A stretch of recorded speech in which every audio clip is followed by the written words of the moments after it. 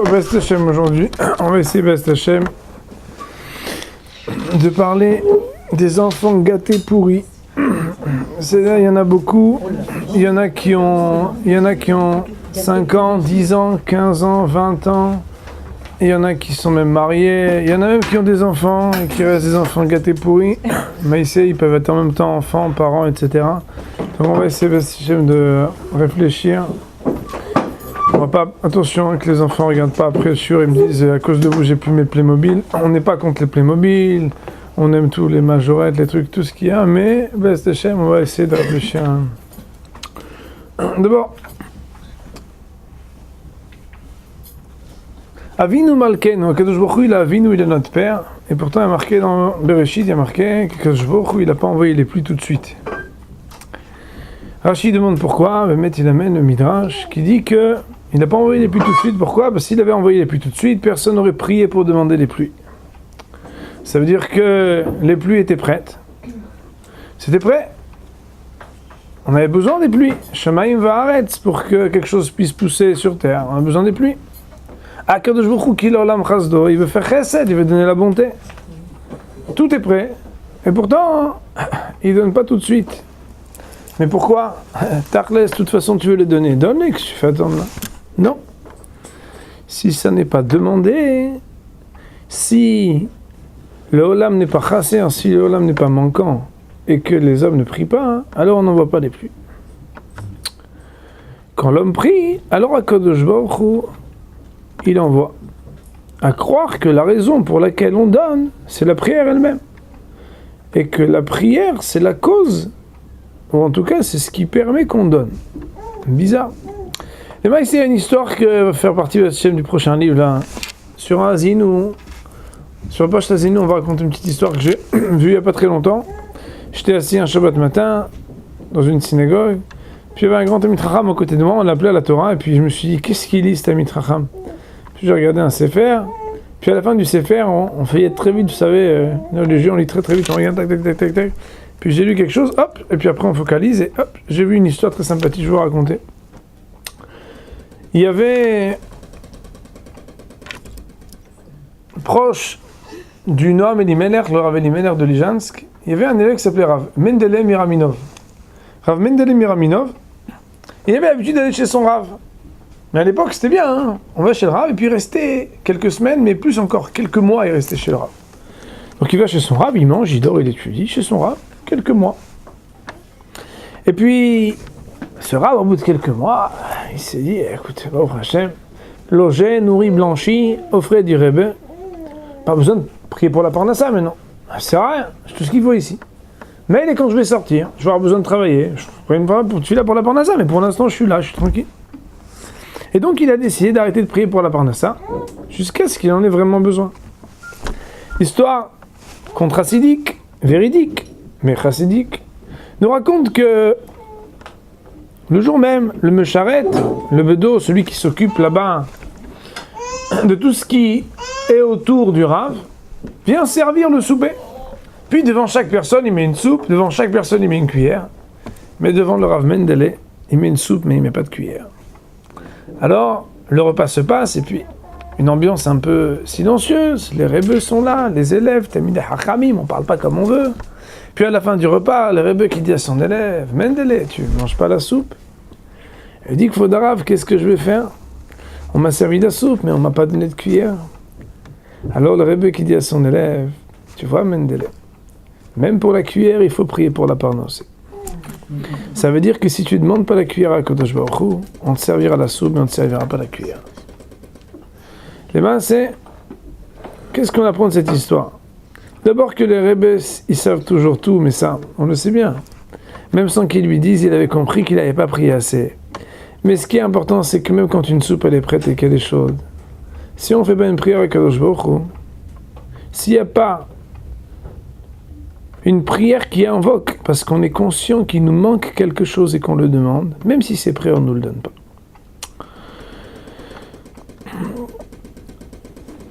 Ouais, bon, c'est curieux là, quelqu'un veut expliquer qu'est-ce que c'est? C'est un oiseau, c'est le vent. C'est un système de. de perturbation, c'est là. C'est pas grave. Ok, donc ça va être comme ça toute là, donc je me fais plus attention. Quoi. Voilà. Donc, il y a ici une idée que Avinu, notre maître, notre père Akadosh Baruch Hu, qui est le Olam Chasdo, dont le monde est le chesed, la bonté, lui aussi donne d'une manière mesurée le chesed. Et que tant qu'on ne demande pas, alors le maïs on ne reçoit pas. Bon, c'est pas mal, c'est intéressant. On va essayer d'avancer. Il y a une barre dans le traité de Baba Batra qui dit quelque chose de très dur. Donc, on dit comme ça. Chesed leomim hatat. C'est un verset qui dit que la bonté des nations, hatat, c'est une avera, c'est une faute. C'est pas quelque chose de louable. Autrement dit, celui qui donne,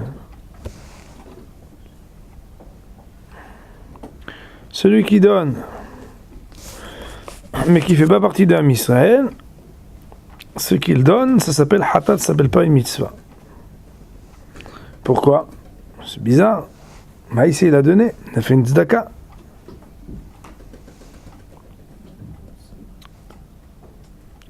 Je vais lire dans les mots, pardonnez-moi. Marqué dans le verset, Hesed lemim hatat. Pourquoi Hesed lemim hatat? Bizarre.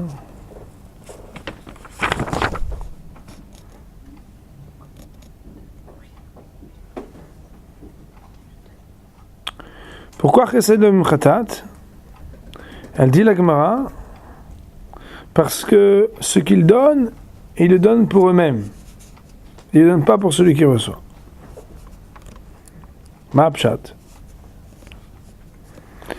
Le Maharal explique qu'il y a deux notions dans la vie.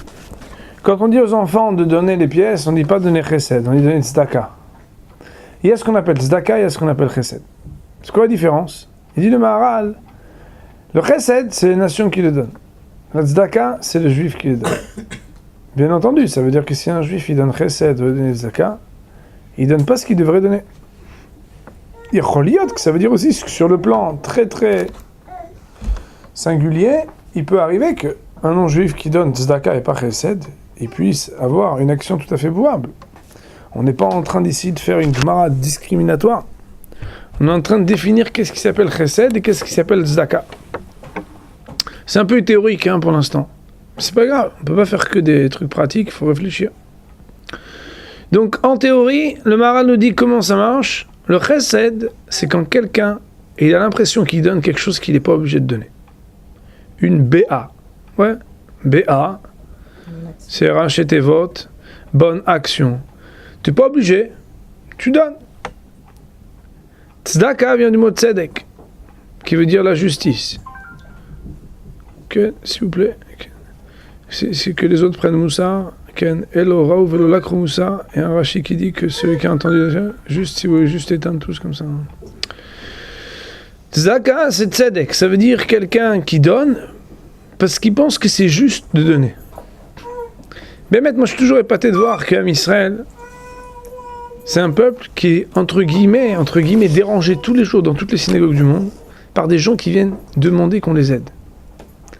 Dans beaucoup d'établissements publics ou a fortiori privés, si pendant 2 jours de suite il y a des gens qui viennent faire tzedaka, on ferme la porte à clé, on appelle les militaires, on leur dit encore une fois et vous prenez la prison à vie, le truc, la garde à vue. Dans tous les bâtés midrash du monde, dans toutes les synagogues du monde, tous les jours il y a des gens qui viennent demander qu'on les aide. Et Am Israël répondent toujours, un peu, beaucoup passionnément, mais jamais pas du tout, à ce qu'on leur demande. Pourquoi? Si tu penses que tu fais une bonté, fais une bonté une fois, ça va pas. Il existe une possibilité qui fait partie d'Am Israël, que lorsque quelqu'un il a besoin, si je pense que je lui fais une tova de lui donner, alors je peux penser que je lui donne, des fois je lui donne pas. Mais si je pense que je suis obligé de lui donner parce que c'est juste qu'il le reçoive, alors le maasé, les choses sont très différentes. Un des 3 signes de la judéité, c'est d'être Rahman. Ça veut dire d'avoir la miséricorde, ça veut dire de ressentir que l'autre, il a quelque chose, il a un besoin. Et c'est comme ça que Nichmeru, Rahamim, quelqu'un, il est pris comme ça de... Il dit, il faut que je fasse quelque chose. Et plus encore, quand il commence à s'exprimer.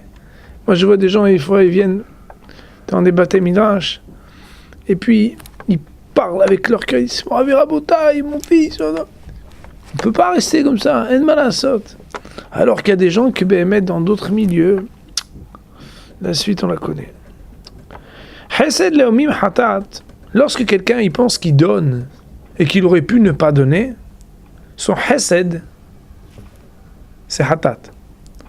Ça veut dire que c'est pas ce qu'Akadosh Baruch Hu lui demande. Kamouvan, il y a un mot qui s'appelle Gvunut Hasadim. Mais entre Hesed et Tzedaka, il existe un pan, une dimension, une définition de Tzedaka qui est d'une autre nature que Hesed. Tzedaka, je donne parce que je pense que c'est juste de donner. Il y a un bonhomme qui nous aide beaucoup là pour le Beth Midrash. Et puis, quand je vais le voir, bon, il sait qu'on fait des shiurim et tout, mais il sait qu'il m'aide. Et puis, sans même qu'on lui demande, il essaie de faire un... Puis là-bas, il y a quelqu'un qui n'est pas juif, qui s'occupe, c'est les comptables toujours, là, qui font les chèques. Là. Faites un chèque, bon monsieur. Ah bon, mais qu'est-ce qu'il a acheté? Vous lui avez vendu quelque chose, vous lui avez acheté... C'est quoi la transaction? Hein? Non, c'est un don. La personne, la première fois qu'elle est venue dans l'entreprise, il paraît que quand elle avait raconté qu'elle avait fait un don pour la recherche de 10 €, elle avait raconté à tous les employés. Alors que le patron, il fait des dons à beaucoup, aider un chez Yeshivot, aider un chez Kolel, aider un chez Beth Midrash, il dit jamais rien à personne. Pourquoi? Il y en a un, s'il a besoin de le raconter, c'est qu'il pense que, ouais, tu comprends moi, sur la Torah, je suis un type généreux, ouais. Il y en a un autre, il a compris que ce qu'il fait, il faut qu'il le fasse, c'est tout. Personne ne raconte qu'il a été 3 fois aux toilettes dans la journée. Personne. Tu sais quoi, sur la Torah, j'ai été 3 fois aux toilettes aujourd'hui. Quand quelque chose, il a une nécessité, quand quelque chose, c'est quelque chose d'important, quand quelque chose, c'est quelque chose de vital, on n'a pas besoin d'en parler. Il y a un grand rave dont je ne peux pas citer le nom parce qu'il m'a raconté quelque chose de très intime, dont le père, il était dans la résistance. Il m'a dit que pendant des années, ils n'ont jamais su ce qui s'était fait. Un jour, à table, il y a un des petits-enfants, donc du grand-père, qui raconte que quand quelqu'un il a été matzi nefesh shachat mi Israël, quand quelqu'un il sauve un juif, keilu itzilo ila malé, c'est comme s'il avait fait que le monde entier a été sauvé. Alors le grand-père qui parlait pas beaucoup, il a dit, oh, moi j'ai sauvé pas mal de monde alors.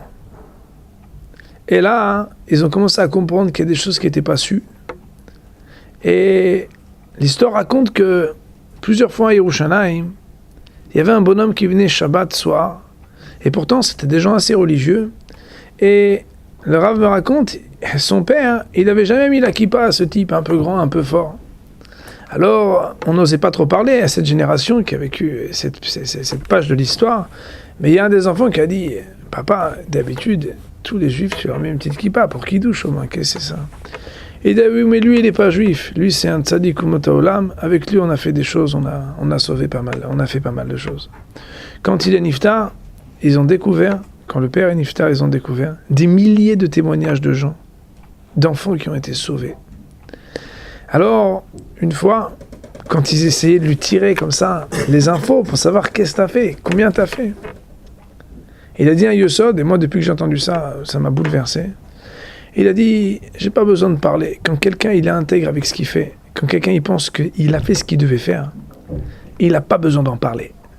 Parce que quand tu as quelque chose qui te dérange et que tu as besoin de sortir d'une manière ou d'une autre, c'est parce que c'est quelque chose d'étranger. Quand tu es chalem, quand tu es intègre avec ce que tu as fait, tu n'as pas besoin de parler. Ça veut dire quoi? Ça veut dire que dans la vie, il y a chesed et il y a tzedaka. Chesed, c'est quelque chose où on a l'impression qu'on est bon. Tzedaka, c'est quand on est sûr qu'on a fait ce qu'il fallait et que c'est juste de faire. Dans la vie, on a l'impression que donner, c'est toujours bien. C'est pas vrai. Je vais raconter une histoire. Il y a un type, une fois, qui a entendu parler d'un donateur. qui donnait beaucoup normalement. On lui a dit, vraiment, celui-là, il donne beaucoup. Et il s'est dit, je vais aller le voir. Il va le voir et puis il dit, voilà, vous pouvez me donner 100. Puis l'autre, il lui donne, par exemple, 20 ou 30. Et puis bon, un peu culotté, mais il lui dit, mais on m'a dit que vous étiez généreux. On m'avait donné que 30. Et il a dit, si j'étais si généreux que ça, même les 30, j'aurais dû déjà les donner. Qu'est-ce que ça veut dire? C'est-à-dire qu'en réalité, le fait d'avoir retenu de donner les 30 à quelqu'un d'autre, c'est ce qui me permet aujourd'hui de te les donner à toi. Mais là, d'un côté, je suis en train de te mettre en face du fait que je ne suis pas si généreux que ça, parce que sinon je les aurais déjà donnés à quelqu'un d'autre. D'un autre côté, je te fais réfléchir que si je peux te les donner à toi, c'est parce que j'ai su les refuser à quelqu'un d'autre. Ça veut dire quoi? Ça veut dire qu'en réalité, le chesed, il n'est pas comme nous on pense. Le chesed, c'est une mida que si elle n'est pas mesurée comme toutes les midotes, comme toutes les qualités, elle est psoula, elle est mauvaise. Il y a marqué dans la Gemara de Masechet Holin, il me semble, Kol mishen bo da'at asur le rahem alav. Tout celui qui n'a pas de conscience, c'est interdit d'être merahem alav, d'avoir la miséricorde pour lui. Oh, interdit d'avoir la miséricorde. Mais on a dit que afurachum afatarachum. Mais lui, puisqu'il est miséricordieux, toi aussi, tu dois être miséricordieux. Et puis, plus que ça, c'est un des 3 signes de judéité, au point qu'on dise que celui qui n'est pas Rahman, il faut douter peut-être qu'il n'est pas juif. Comment on peut dire un boda'at? Demande le Stapler, mais même un chien, tsar ba'arehaim, si tu le vois dans la rue mal, il faut lui dire, viens mon toutou, on va s'occuper de toi. Parce qu'il faut être Rahman. Et quand on nous raconte qu'il Rabbi Yudan Nassi, parce qu'il ne s'est pas occupé une fois d'une bête, comme il fallait, alors il a été 13 ans malade. Ça veut dire quoi, une boda'at sur le rahim alav? Putain, Hazou Shalom, venez Israël, Rahmanim. On est miséricordieux, comment la Gemara dit une boda'at? Au contraire, parce qu'il y a une boda'at, parce qu'il ne comprend rien, il faut lui donner. Et pourtant, la Gemara, elle dit non. À cette question, le Stapler, il répond.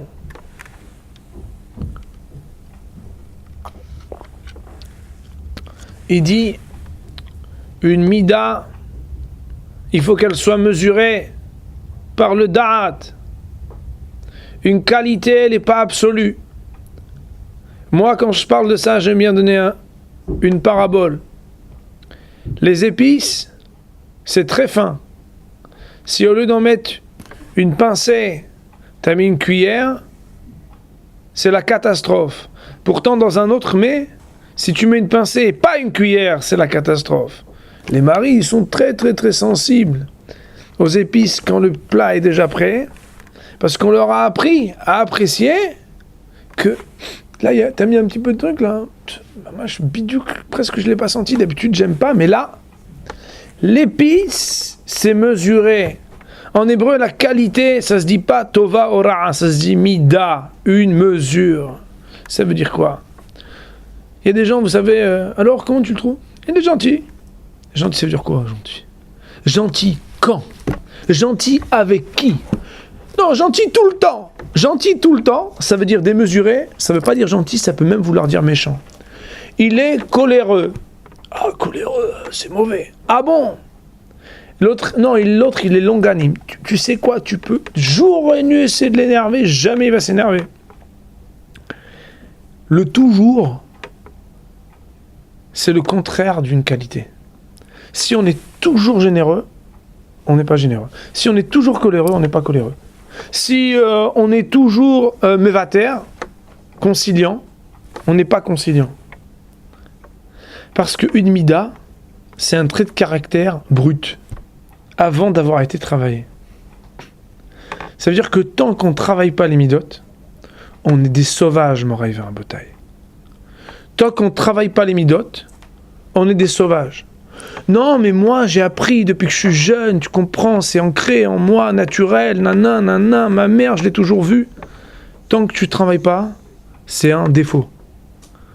Dès que tu l'auras travaillé, avec ton sechel, avec ton da'at, ça veut dire que tu auras mesuré dans quelle situation oui, dans quelle situation non. Avec quel enfant oui? Avec quel enfant non? Quel jour oui et quel jour non? Alors ça peut devenir une qualité. Les midot qui sont pas travaillés, c'est ma nature. Moi, tu vois, naturellement, je suis Baal Chesed. T'es pas Baal Chesed, mon ami. Moi, naturellement, je suis calme. T'es pas calme, mon ami. Parce qu'il y a des jours dans la vie où il faut pas être calme. Il y a des jours où il faut s'exciter. Et il y a des jours dans la vie où il faut pas être généreux. Et il y a des jours dans la vie où il faut savoir être en colère. Quelqu'un fait biser un tamid des hachamim. Moi, une fois, quelqu'un l'a fait, devant tout le monde, j'ai dû venir et faire « Comment tu peux parler tamid hachamim ?» Mais tu comment vous Je dis bien sûr, en public, je vous donne un coup tout de suite. Vous avez fait biser un tamid hacham en public, vous recevez un coup. Mais comment? Mais quel comment? Vous qui êtes si gentil, Zarma. Quel gentil. Quel gentil. Gentil, c'est une mida. Avec quelqu'un avec qui... D'où on l'apprend? On apprend le marasé du premier roi d'Israël qu'il a été détrôné. Shaoul HaMelech, il a eu pitié des descendants d'Amalek. Quand on lui a dit, il ne faut pas avoir pitié. Et les Hachamim nous disent, si tu es Rahman avec celui avec qui il faut être Akhzari, si tu es miséricordieux avec celui avec qui tu dois être cruel, tu deviendras cruel avec celui avec qui tu aurais dû être Rahman. Pourquoi? Parce que c'est une mida. Une mida, ça veut dire mesurer les choses. Mimaïla, de cela on comprend que quand la Gemara elle dit que celui qui n'a pas, on va dire, de conscience, et on va expliquer après, on n'a pas le droit d'avoir la rahmanout pour lui, ça veut dire quoi? Ça veut dire premièrement qu'il existe des cas où faire preuve de miséricorde, c'est ne pas être miséricordieux, hidouche. Mais premièrement qu'il existe des gens ou des situations pour lesquels, si on est Rahman, on cause plus de mal à celui qu'on aime que si on était un tout petit peu retenu. C'est un peu plus théorique que d'habitude, hein. Je suis bien conscient, mais c'est pas moins fondamental.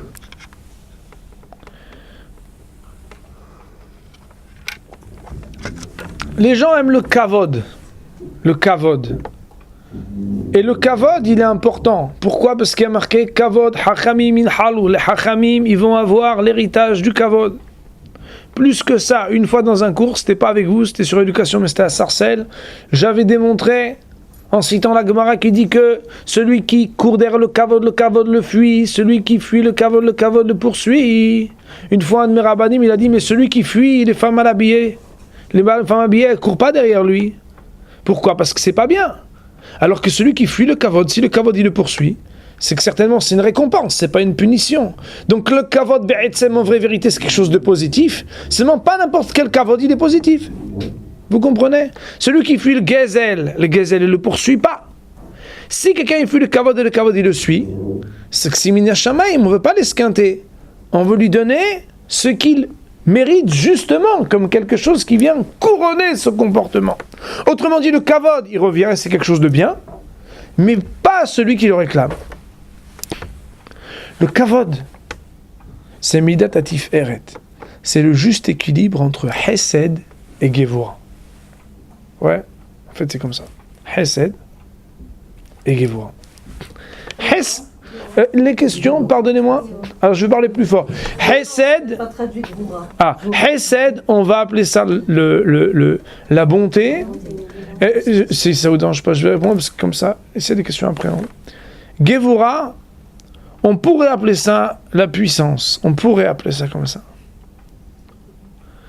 C'est aussi la chesed ou la gevura, on peut dire aussi la rigueur, par exemple. Hesed, c'est la volonté de se lier. Un hibour. Hesed, c'est un lien. Gevura, c'est la retenue.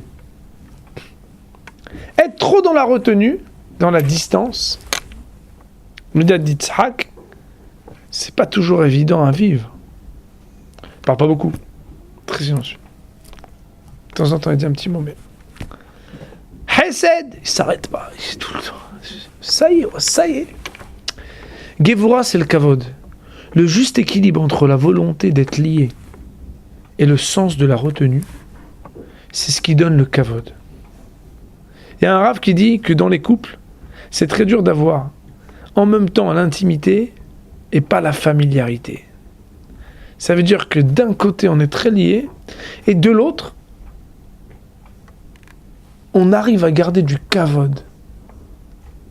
C'est une équation qui est très complexe, parce qu'en plus, elle est évolutive. On n'est pas les mêmes quand on se connaît depuis 6 mois que quand on se connaît depuis 30 ans. Et en plus, avec les enfants, lui, il faut le cadrer d'une autre manière que lui. Et elle, je t'en parle même pas, c'est encore un autre petit pouce. Ça veut dire qu'en réalité, le hesed, s'il n'est pas mesuré, ça peut empoisonner un enfant et l'empêcher de grandir correctement. J'ai tout fait pour lui, sur la Torah, depuis qu'il est né, jamais je l'ai laissé. Et alors, t'as vu comment il est aujourd'hui? T'auras mieux fait de le laisser un peu, enfin. Le hesed, s'il n'est pas mesuré, c'est pas une qualité. Toutes les qualités, si elles sont pas mesurées, ça devient des midot ra'ot. Un défaut en matière brute, avant le travail des midot, c'est un défaut. C'est quelque chose qu'il faut bien se rentrer. On va un peu plus rentrer dans le sujet maintenant. Il y a marqué à propos de Het Aigel, de la faute du veau d'or. Vedi Zaav, on parle là-bas de l'or. Il y a marqué dans le Midrash. Amre Deber Rabbi Yanai, on a dit dans la maison de Rabbi Yanai. Kach Amar Moshe Lifna Kadosh Baruch Hu. Akadosh Baruch Hu. Moshe s'est adressé à lui et lui a dit Ribono Shel Olam, maître du monde. Je lis le Midrash. Bishvil Kesef Bezaav Sheishparta Lahem leIsraël. À cause du kesef, de l'argent et de l'or que tu leur as donné, Ad Shamru Dai, tellement tu leur as donné qu'ils ont dû dire ça y est, arrête de donner. Ou Garam Lahem She'asu Aigel. C'est à cause de ça qu'ils ont fait la faute du veau d'or. Minayin shechazak shvo v'dar le Moshe shneimar b'kesef yirbeti lahem zav asu de Baal. Dans le prophète Osée, il est marqué explicitement qu'Akadosh Baruch Hu, il aurait reconnu que c'est juste ce que Moshe dit, car il dit kesef yirbeti lahem, je leur ai donné beaucoup de kesef, zav asu le Baal, et c'est comme ça qu'ils ont servi une idolâtrie avec l'or. Ça veut dire quoi? Ça veut dire que la chute de Am Israël, d'Ordéa, une génération qui était une génération extraordinaire, est due à ce qu'on a pu leur donner, alors que ça n'était pas Kivyachol mesuré. Bien entendu, quand on parle d'Akadosh Baruch Hu, on parle avec beaucoup de retenue. Mais puisons du Midrash ce que nous pouvons certainement comprendre, laissons de côté ce qui, lorsqu'Akadosh Baruch Hu a choisi de donner la possibilité à Israël de fauter ou non, avec cette abondance, nous ne comprenions peut-être pas comment est-il possible qu'Akadosh Baruch Hu ait donné d'une manière tellement abondante. Ce n'est pas notre sujet maintenant. Quoi qu'il en soit, nous retenons que le Zav qui a été trop donné pour Am Israël, cet or en grande quantité, c'est ce qui a causé qu'Am Israël puisse se rebeller contre Hachem, à créer un veau d'or. Qu'est-ce que ça veut dire?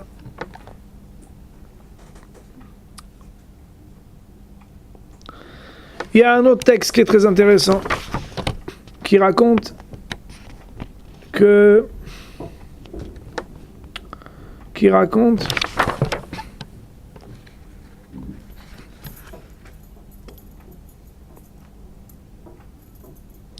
Il y a plusieurs textes. On va les citer tous parce qu'ils sont très, très importants. Il y a marqué dans la Gemara de Yevamot, et c'est aussi comme ça que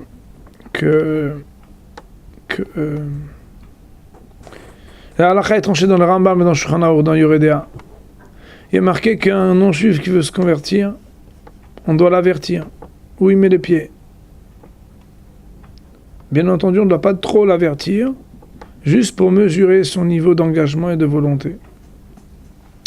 Alors on lui dit comme ça, regarde bien le peuple juif, combien il est méprisé par les nations, combien sa condition est difficile, et combien. Et une des choses qu'on lui dit, c'est Israël b'tsa'ar ba'olam hazeh, tova yitzefuna lahem, shem yichon lekabel rov tova ba'olam hazeh, ke'umot. Le peuple juif n'est pas en mesure dans ce monde-ci de recevoir de multiples bénédictions comme les nations du monde. Shema yarum libam, de peur, comme ça Rashi explique, qu'il commence à avoir un peu d'orgueil, ou en tout cas d'être un peu comme ça, veit'ou v'yafsidu sechar ha'olam haba, à cause de ça, en perdre le salaire du monde à venir.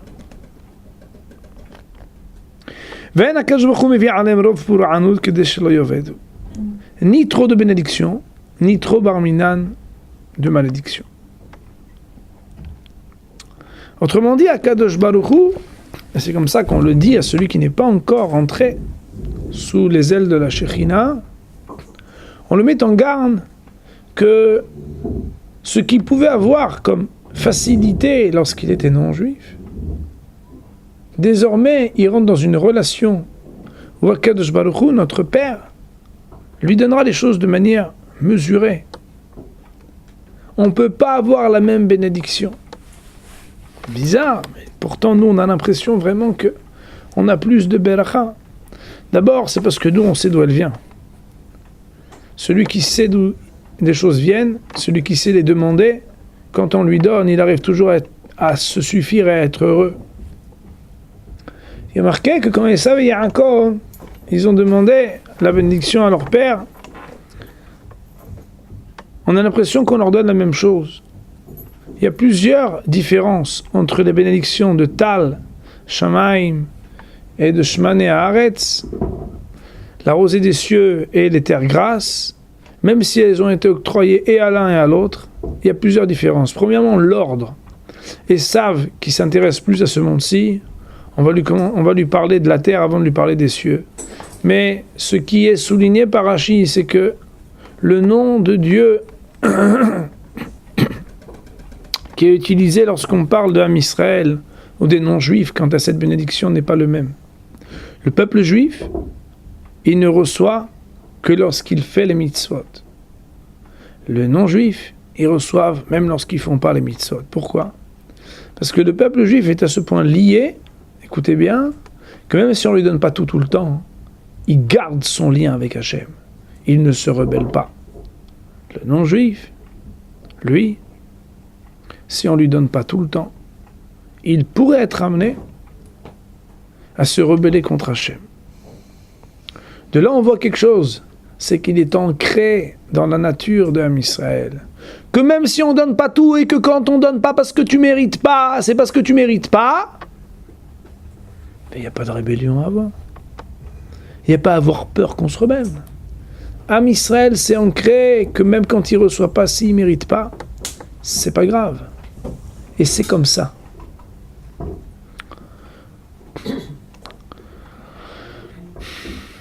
En Eretz Israël, on n'est pas sous les mêmes influences. En Chutz La'aretz, on est sous l'influence des Ashgarot qu'on appelle Klalit. En Eretz Israël, ce qui est prépondérant, on va dire principal, ce qu'on appelle l'Ashgara Pratit. On ne sait pas comment ils font tous. Et pourtant, chacun il a son petit quelque chose, sa petite manne. Personne vous dira comment ça marche, parce que ça marche pas, c'est pas un système, c'est un truc bizarre. C'est le bon Dieu qui vient et qui donne à chacun. À chacun. Chaque jour, à chacun. C'est incroyable mais vrai. D'un côté, c'est très dur de l'autre, c'est ce qui fait grandir et c'est ce qui nourrit. Le lien entre les parents et les enfants, il dépend de la manière avec laquelle je garde ce lien, c'est-à-dire je garde un équilibre et une mesure dans le rapport que j'ai avec mon enfant. Le mot Gemilut Hasadim, on l'a déjà souligné une fois, il est constitué de deux termes qui a priori sont opposés l'un de l'autre. En français, on pourrait peut-être appeler ça un oxymore, on l'avait déjà dit. Gemilut Vaigamal Anar, ça veut dire le sevrage, ça veut dire lorsqu'on arrête de donner. Hasadim, c'est le fait de donner. Gemilut Hasadim, c'est une expression qui veut dire donner, mais ça devrait être le contraire. C'est soit Netinat Hasadim, soit Gemilat Afsakot, on veut dire Mi'outin. Mais Gemilut, ça veut dire arrêter de. Hasadim, donner. Gemilut Hasadim, c'est bizarre. Alors, on ramène au nom du Rav Shapira que cette expression, elle nous définit le plus justement du monde ce qu'est le vrai don. Le don, c'est être capable d'accompagner celui à qui on donne dans une perspective où un jour, on n'aura plus besoin de lui donner. C'est ce qui fait par exemple que lorsqu'on veut vraiment faire un chesed à quelqu'un, au lieu de lui donner un tzedaka, le plus grand chesed, c'est de lui apprendre un métier. Comme ça, après, lui, il peut tout seul, sans qu'on ait besoin de lui donner, avoir le même chesed sans que moi je le lui donne. Mais l'idée, elle est aussi que la retenue du chesed, ça fait partie du chesed. Être capable de mesurer ce chesed, de le cadrer, de le limiter, ça fait partie du chesed. Il est impossible d'avoir une relation équilibrée lorsque on peut dire que oui à tout, et lorsque celui qui est en face, il ne voit pas qu'on limite ce qu'on lui donne. Celui qui pense que de toute façon il recevra, comme les autres, même s'il n'a pas fait la même chose, alors lui, malheureusement, on lui décrit, on lui dépeint le monde dans une injustice la pire qui soit. C'est une injustice qui fait sourire les enfants quand on lui donne la glace aussi. Bah, c'est injuste, mais bon, après tout, elle est super bonne cette glace. Mais quand les années passent, quand il découvre la vérité, et que pendant des années, dans la cellule familiale, on s'est moqué de lui à l'habituer à toujours recevoir de tout, en quantité et en qualité, même lorsqu'il ne méritait pas, eh bien, on l'empêche de grandir. On l'empêche d'accéder à quelque chose. Oui, mais sur le moment, tu comprends, je ne peux pas supporter. Il va me faire une crise sur la Torah. Pendant 2 heures, il va crier. Oui, mais mieux vaut qu'il pleure maintenant pendant 2 heures que toi pendant 20 ans. Quand dès qu'il y aura un problème avec son mari, elle va dire « Ouais, mais il me donne pas, non, c'est dont j'ai besoin. » Faut pas penser à soi. Faut penser à lui donner des kélim. Des kélim, c'est-à-dire des moyens de réussir. Je vais vous donner un exemple qu'on m'a cité, il me semble, au Rav Wolbe. Je ne suis pas man de Hamar, ça veut dire je ne suis pas décisionnaire sur les chitotes au niveau des enfants, des bébés, ça veut dire des mouvements, comment cadrer et régler les bébés, mais d'expérience. Quand un enfant, dès qu'il pleure, on vient tout de suite le voir, pour lui, il a un téléphone. Dès qu'il fait elle arrive tout de suite. Mimeïla, des fois, je lui accorde un retard. Ça fait 5 minutes que je fais Au bout de 5 minutes, elle est quand même venue. Alors, bien entendu, au lieu de me voir juste elle m'a vu faire parce qu'il tremble et que. Mais moi, il va un botaille. Quand il a faim, c'est peut-être pas si grave. Mais quand il est 2 heures du matin et que j'en ai 6 autres, que s'ils dorment pas toute la journée, ils vont me faire avec des autres sirènes, il va falloir être capable de réagir. Si un enfant, et je vous fais le cheshbon qu'on m'a fait, c'est extraordinaire, et c'est une expérience aussi. Si un enfant pendant 2 heures il a pleuré et que normalement on ne devrait pas le voir, mon esprit, mon sechel, ma réflexion me dit il ne faut pas y aller, de toute façon il ne manque rien. Il n'y a pas d'odeur, donc pas besoin de le changer, il vient de finir de manger, j'ai fait son gros, donc c'est pas le moment maintenant de pleurer. Mais, manière c'est, mon cœur qui vibre, je n'arrive pas, tu comprends, je suis une mère, Ken, tout ça, bon, il y a des poèmes là-dessus, je suis une mère, tu comprends. Alors là, hein, si c'est au bout d'1 heure que vous allez, le bébé il retient, il a une mémoire comme ça très intelligente que ça peut durer 1 heure, mais elle vient quand même. Écoutez la heshbon, comment il est dur. Si ça met 3 heures, il va se dire ça met 3 heures, parce que des fois elle est un peu lente, tu comprends? Ou peut-être que des fois elle écoute la musique, je sais pas, parce que des fois j'ai entendu qu'elle met comme ça un peu la musique dans les oreilles, un peu musique arabe, truc. Mais elle va venir. Et si ça met 4 heures, il va se dire écoute, ça fait déjà 3h50 à ma montre, je vais au moins faire encore 10 minutes parce que j'ai une hazaka qu'elle est déjà venue après 4 heures. Sachez que plus que 4 heures normalement, il s'endort de fatigue après avoir pleuré. La nuit d'après, s'il a envie d'un câlin, il criera pas. Il apprendra à parler, misken, ou sinon il fera d'autres choses. Mais on n'est pas là à lui inculquer que c'est lui qui décide et que ce qu'il veut, il l'obtient. C'est très dur avec le premier, ou la première nuit. Mais quelque part, on fait une grande expérience. C'est qu'on lui a appris le sens de la mesure. Il y a des enfants avec qui c'est plus dur qu'avec d'autres. Il y a des enfants, ils s'acceptent pas. Tu comprends, lui, il a plus besoin. Choliot. Je dis juste que chacun, il peut sentir, lui, il était fatigué, il y avait ceci, il y avait cela. Moi, je ne peux pas entrer dans les applications pratiques de chacun selon son petit pouce, selon sa nature. On essaie juste d'apprendre ici à ériger des principes. Le principe, il est que donner systématiquement, sans retenue, c'est pourrir le système avec lequel l'enfant il perçoit le monde. C'est tout. Ça veut dire qu'en réalité,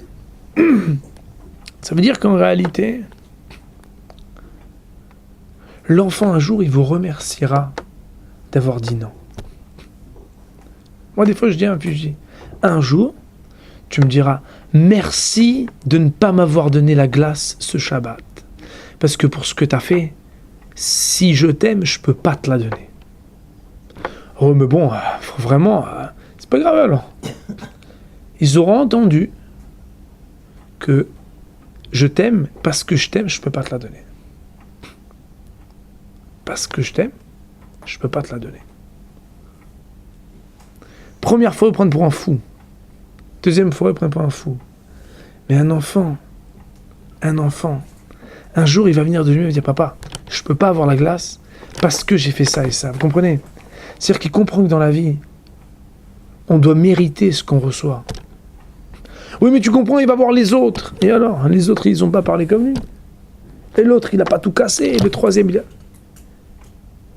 Non, mais je veux pas qu'il croie que... Qu'est-ce qu'il va croire? Avec ce qu'il a fait, il va pas croire. Amène-le, regarde, qu'est-ce qu'il a fait. Un enfant, si on l'aime, on doit essayer de lui donner des kélim. Les kélim, ces ustensiles, c'est de comprendre que dans la vie, il y a des midot. Les midot, c'est que si Enbodarat, s'il a plus conscience de l'effort que j'ai fait pour lui acheter, pour aller, pour prendre du temps, ben à ce moment-là, Asur le rahim alav, celui qui a la miséricorde pour lui, il n'a rien compris. Un enfant, on ne doit pas le faire juste kiffer dans son monde d'enfant. On doit au fur et à mesure du temps lui permettre de devenir un grand. Devenir un grand, c'est comprendre que dans la vie on n'obtient pas tout ce qu'on veut. Et c'est pas grave. C'est pas grave. Vous comprenez? Le problème il est que des fois, soi-même, dans les couples et dans les familles, quand on voit qu'on est confronté à ce genre de problème avec nos enfants, on se rend compte que soi-même on n'est pas bien éduqué avec ça. Et qu'on a été trop habitué à être gâté. Et du coup, le problème il est que des fois dans les couples, dans les familles, soi-même avec ses parents, on se rend compte que quelque part, il y a des choses qui n'ont pas été mesurées et qui nous poursuivent toute la vie. Ce dont on souffre soi-même parfois. Il ne faut pas qu'on fasse le sale cadeau aux enfants, leur perpétuer d'être des gâtés, sous prétexte que le papa ou la maman, ou dans la famille, on en a gâté un, vous comprenez? Il faut apprendre à faire tchouva, il faut apprendre à mesurer. Quand un enfant, il est mesuré, il est cadré, quand un enfant, il sait que des fois c'est oui et des fois c'est non, quand un enfant, il sait que des fois il ne reçoit pas, et c'est comme ça, un enfant, sur le moment, il pleure, il vous fait une crise, mais de longues années plus tard, il est construit. Dans la vie, pour construire, on met des bleus de travail, on part le matin beau gosse, on rentre le soir avec de la poussière sur les yeux. On met les mains dans la boue et dans le béton. Fait un zarma qu'on les met devant la télé, on leur donne tout ce qu'ils veulent à manger. Le Icar, c'est qu'ils rigolent et qu'ils sourient pendant des heures suivies et qu'on leur donne tout ce qu'il faut et qu'ils soient toujours heureux. Ça s'appelle pas construire, ça. Ça s'appelle pas construire, ça s'appelle faire rêver pendant 1 heure. Dans la vie, un enfant, il faut, en petite mesure, on va pas lui parler de tous les problèmes des adultes, mais le faire évoluer dans un milieu qui ressemble à ce qui va être sa réalité plus tard en l'accompagnant. Ça veut dire qu'il y a des fois où tu reçois et des fois où tu reçois pas, et c'est pas grave. Et des fois où tu reçois un peu, des fois où tu reçois beaucoup, et c'est pas grave. Le principe, comme on a dit, c'est que le hesed, il est mesuré, que ce qui n'est pas mesuré n'est pas une qualité mais un défaut, et qu'un enfant, il faut lui donner les kélim, les possibilités d'évoluer dans un système où ça ne sera pas à cause de nous, chas v'shalom, il sera faillible, il sera fragile, il sera, on va dire, sujet à de graves problèmes dans sa vie, parce que dans la maison, c'est le prince, c'est le roi, il fait ce qu'il veut, il prend quand il veut, on lui dit jamais non. Voilà l'idée à réfléchir pour ne pas que nos enfants soient des enfants gâtés, pourris.